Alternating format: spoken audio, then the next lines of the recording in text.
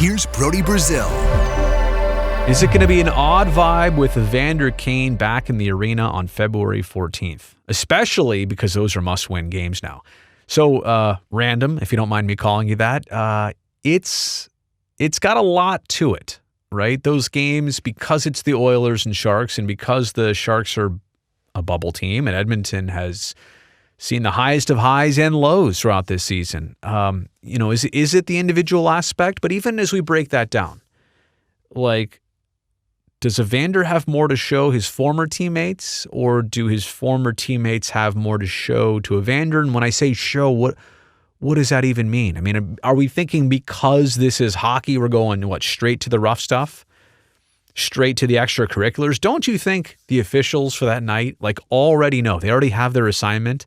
We're 11 days away? They already know that night, I'm going to have the whistle in my hand the entire night. I'm ready to blow this thing because they all know the backstory. So why would you step into something obvious, take a bunch of penalties, take your team out of the game? You need points.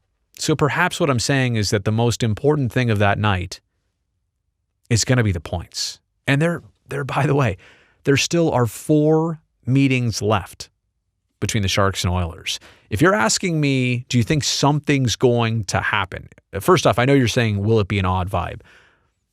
I don't know about odd vibe, but I think the Sharks fans there are going to have mixed reactions at best about this whole situation. And if Evander does anything, or every time he touches the puck, I don't know. But even then, I don't think the Sharks fans and Evander, I don't know that the rub was right there. It just seems like it was former teammates and Evander. So how does this play out? I don't know, but I think maybe in the second or third or fourth meeting that remains, I mean, there's a lot of head-to-head action between these two teams in the final couple months. I don't know that you're necessarily going to see it on February 14th, but keep your eye out, again, for the second meeting in Edmonton, or the third meeting back in San Jose, or maybe the fourth one. Maybe one team's season means a lot less by that last game, which I think is in April. So maybe then you see the extracurriculars. Maybe then you see some true emotions start to come out.